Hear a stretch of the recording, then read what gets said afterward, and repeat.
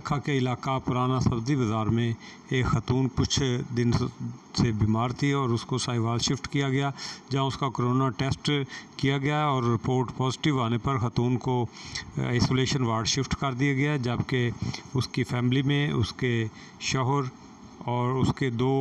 बेटों को करतीना सेंटर में मुंतकिल कर दिया गया है। डिस्ट्रिक्ट एडमिनिस्ट्रेशन को जब इस बाबत मालूम हुआ तो डिस्ट्रिक्ट की टीम जो है वो मुकामी हॉस्पिटल पहुंची और मुकामी हॉस्पिटल पुलिस एजेंसियों के